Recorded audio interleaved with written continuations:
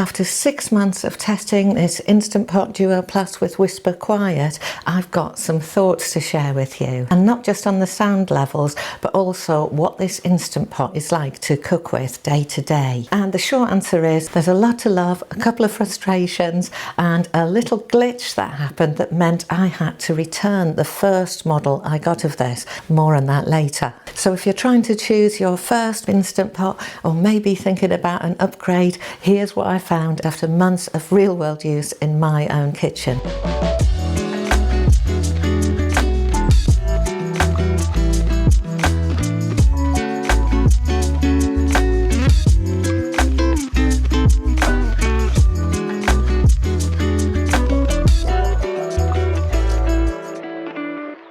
This is the model we're reviewing today, and in the UK this model is called the InstantPot Duo Plus Whisper Quiet, and in the US the equivalent model is called the InstantPot Duo Plus, and that one is a kind of silvery grey colour. And I've checked the specs for both and it looks like exactly the same model to me. They are both 5.7 litres, that's 6 quart, and this is a size I tend to recommend for most people. So it's a step up from the entry-level Duos, but not as high spec as the Pro models, which cost a lot more. And if we've not met before, I'm Susan from Cooking and Calm, and this review isn't sponsored, and this is my 9th year of cooking with Instant Pots, and I love them because they help me eat well, save time, and most importantly, they help me find a bit of calm and even a bit of fun in the kitchen, which is what this channel is all about. So let's look at what I think are some of the standout features and the newer things that you'll find on this model. The first thing is in the name, and for me at least, when we're talking about a quiet model,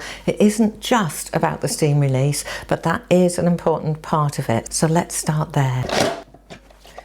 So this Duo Plus model uses InstantPot's newer steam release cap design. It has a plastic cover that sits over the vent, and the cover has kind of channels in it that lets the steam pass through, and that helps soften the sound, and it also directs the steam slightly backwards rather than straight up. Now, when I first got this, I was a little bit concerned about this kind of moving backwards through the lid rather than straight up. So what I did was put a little bit of paper towel on my kitchen wall and then did a test pressure release to see if the paper towel got wet, and good news, it didn't get wet. So although the steam is kind of passing backwards a little bit, it very quickly goes up, but it's just a much gentler steam release than we're used to in some of those older models. Now, is it actually a whisper?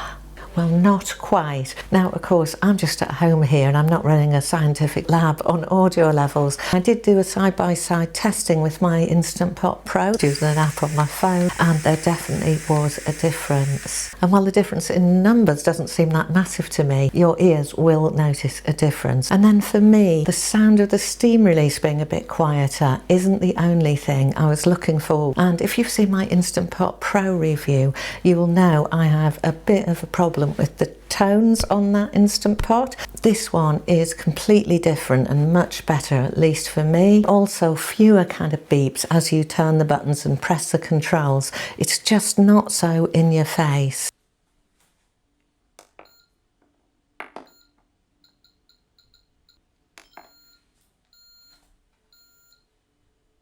And that might be a little thing for some of you, but for others who are a bit more noise sensitive, it does make a difference. So the next feature that I think may be important for some of you is that there's been a rearrangement of the buttons on the top of this one. On this model, we've got two symbols that are quite clear, and also they are raised if you have visual impairment, so you can feel them. And we've got this one, which is the vent, and it's a picture, and you can see on there the steam kind of coming out, and then on the top it's the sealed area. So the button that you click to release the steam is now on this side of the pot, but the steam comes out on this side. For those of you who are new to Instant Pots, maybe a little bit nervous about this steam release, your hand is going to be well away from where the steam actually comes out on this model. And it's a nice little button, works really well, and I think a really good design change. So the next thing that I thought was of note with this model is there's been a redesign of the control panel here. So it's hard to show it on here, but it's actually tilted. So the control panel is kind of coming up from the bottom, which makes it a lot easier to see what you're doing. And again, it's not a big thing. It does mean it's a little bit easier to use. And then on this model, we have the digital buttons, and they are still clearly labelled with text. And what we're seeing on some of the newer models is that this text is being replaced by icons. And that might suit some people really well. For others, you may prefer still having the words on there. So take that into account when you're looking at what model to choose. And this InstantPot Duo Plus also comes with quite a lot of presets. I don't think you need all of the presets because many of the settings you can just set by using pressure cooker and pressing the kind of timings yourself so they suit you. But if you like presets, there are a lot of them on this model, and it can be really handy and a bit of a shortcut, because for me, for instance, I don't like InstantPot's standard setting for my brown basmati rice. I like to do it for 15 minutes and then natural release. So I've changed that preset so it has my own preset in it. So the first time I used it, I pressed the brown rice preset, programmed it for that 15 minutes. That overrode the InstantPot default, and that means every time now when I press it, it remembers mine. So the presets do remember your last settings, which means you can use these basically as programmable buttons. And then another standout feature on this model is that it comes with an adjustable saute button. Now, I've only come across this before with my InstantPot Pro model or my InstantPot Pro Crisp model. So I think it's great that they've introduced it to a lower priced model so everyone can benefit. It's a little bit fiddly to kind of get there, but it does mean that you haven't just got saute high, saute low. You can set the saute onto 3 or 4, and if that's too cool as you're cooking, you can mid-program turn that up to 5 or turn it down even lower, just as you would on the stovetop or the hob, but with a little bit more fiddling as you do it. I think this is a brilliant feature, and honestly, I think it should be in all of the InstantPot models. And then the next standout feature for me is that this inner pot, which is the non-handled version of the InstantPot, stainless steel, brilliant thing. In the other Duo models, as you stirred the pot, it would spin around, and quite a lot of people really hated that spinning, though a few of us quite liked it too, including me. But now when you're cooking in this and giving the pot a stir, it doesn't spin anymore. It's a genius little adaptation. Let me show you why it doesn't spin. Inside here we've got some little rubber stabilisers right inside the housing, and they just grip the pot enough to stabilise it. Brilliant. So it means it's exactly the same pot but no more spinning. But what if you miss the spin? Well, you can always lift that pot out and give it a whirl. Just remember to spin responsibly.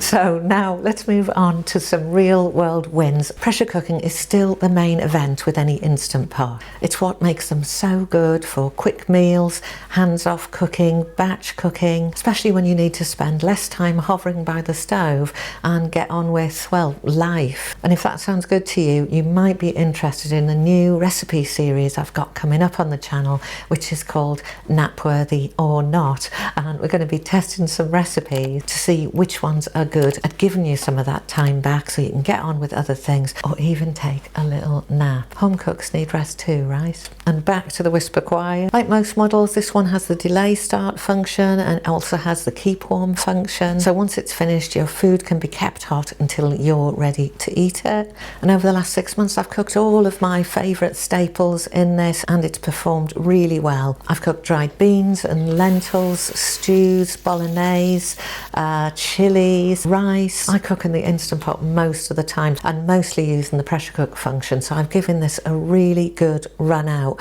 and I'm really very happy with it. Now, compared to the Instant Pot Pro, which is the more expensive model, it is just a little bit slower to preheat. That's not surprising because the Pro models, they're much more expensive. They have a higher quality inner pot that conducts heat more quickly. So I did test the InstantPot Pro and this one in a side-by-side to see what the difference was when I set them away with the 1.5 cups of water, and the difference in time from preheat to getting to pressure was just 1 minute.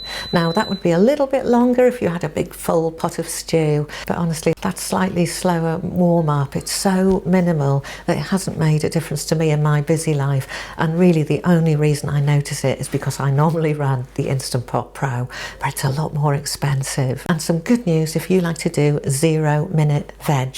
So if you've not had an InstantPot, you can actually cook broccoli and some of those tender, delicate green veg under pressure by selecting 0 minutes and just releasing the pressure straight away to get perfect broccoli. And some of us were a bit annoyed when this function disappeared on some of the models, but it's back. And then in terms of steaming, for some of the models the steam button is actually just another way of pressure cooking, so it's steaming under pressure. For this one it is not under pressure, it's more like a standalone steamer that you might use. So if you like the precision and control of the ordinary kind of steam function, you can do that in the Whisper Quiet. Just one little tip, sometimes as that steam is building up you might find that the auto function just clips over and seals the lid, so stay close when you're steaming. If you see that it's gone to pressure, you can just clip that button back, steam will release straight away and it won't get up to pressure.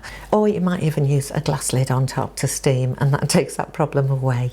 Let's move on to sous vide, and much like the other InstantPot models I've tested, it does hold the temperature reasonably well, but it will never be as good as a dedicated sous vide one because it hasn't got that circulation going on, so the temperature may not be exactly within range. But in my testing I've only found it out by a degree or 2 centigrade, and I don't sous vide very often, but if I am, I make sure I lift the lid now and again and give the pot a stir to kind of get that water all around. And of course I highly recommend that you use an instant read thermometer to make sure whatever you're cooking has got to temperature. So as with all the InstantPot, the sous vide function is good for occasional use, but if sous videing is your thing, you'll always get a better result from a dedicated sous vide wand. And then I also use the sous vide function for proving my bread dough for pita breads.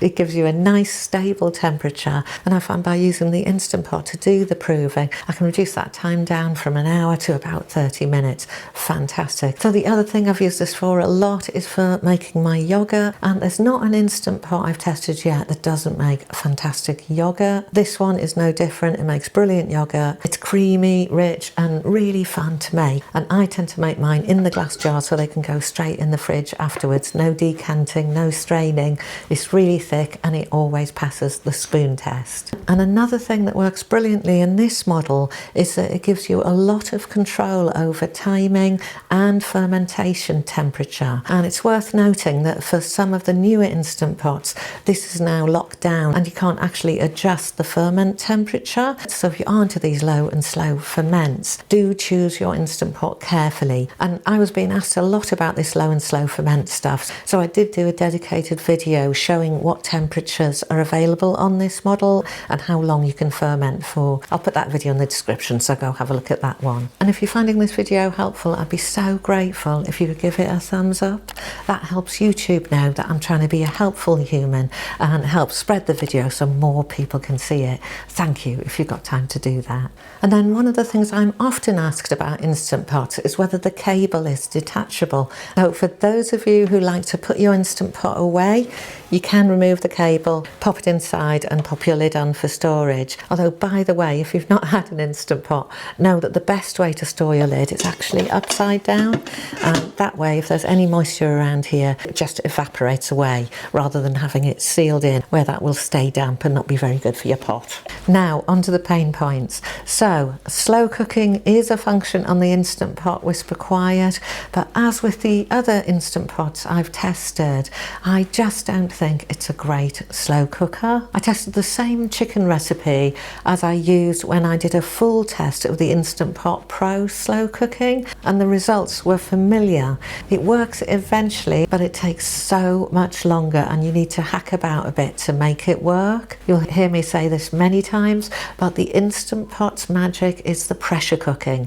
Most slow cook recipes are easily converted to pressure cooking, and I think they taste so much better, as well as being, of course, so much quicker. So if slow cooking is a big part of how you cook, I'd say this model, and indeed all Instant Pots, are probably not the best fit for that. I always describe it as a pressure cooker with extras. And then, apart from the thing I'm going to tell you about in a minute when I had to return one to the shop, the only other pain point I've found, and it's a really small one, it's a bit harder to quantify, but what I find is when I'm using low pressure cooking to steam eggs, I found the result a little bit less reliable than my Instant Pot Pro. Sometimes just a little bit too soft, other times just a little bit overdone. So I think the low pressure function might be a bit affected by this new mechanism for releasing steam, and maybe it just takes those few seconds extra or few seconds less sometimes. It's not a big deal. It's only affected the eggs for me, where there's such a short time window to get it right. Just so you know, you might need to do a little bit of adaptation to some of those low pressure recipes that are time sensitive.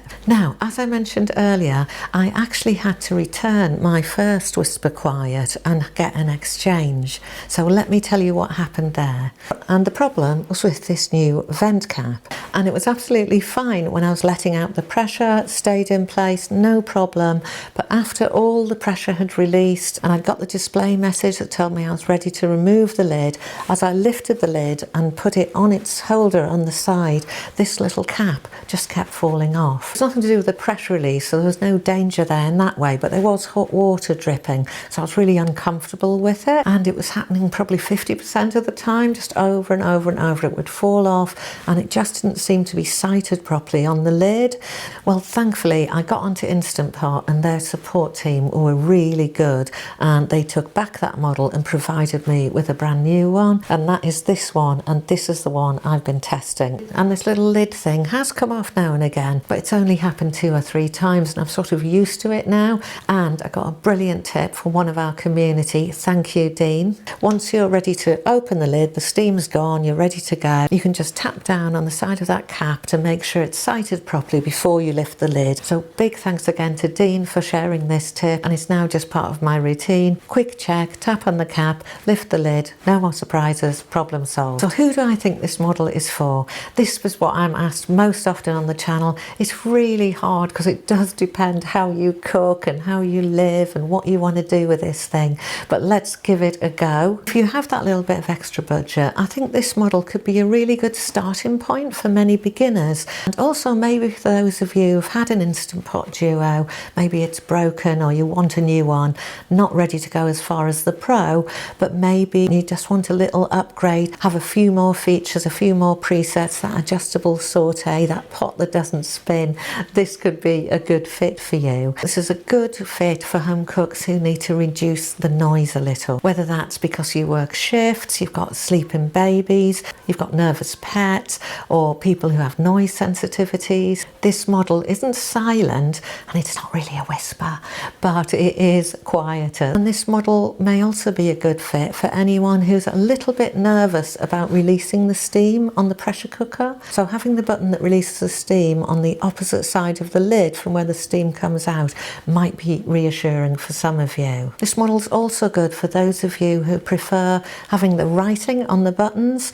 More and more I'm seeing Instant Pots coming out with less writing and more icons, and those visual cues will work well for some people and less well for others. And if you want that, this one might be a good fit for you. And then you might want to actually skip this model if you're on a tight budget and you're not sure if you will ever use this gadget. I think in these circumstances, unless it's on sale, you're better off starting with one of the real low priced models. Give it a run out, see how you get on. You can always upgrade later. And then the other reason to skip this model and maybe hold out and get an Instant Pot Pro is if you have problems with your hands. It's very easy to lift these pots in and out even when there's food in there, but if you have painful arthritis or fine motor control problems that causes problems with lifting, you may be better considering one of the more expensive Pro models that has the inner pot with the silicone handles to help you lift in and out. It just makes things a little bit easier if you've got some health challenges. So is the InstantPot Duo Plus Whisper Quiet worth it? Well, for me, yes, but like every InstantPot, it's not perfect. We're still searching for that nirvana. So thanks for watching, and as always, may your kitchen be calm and your food be good, and I'll see you next time.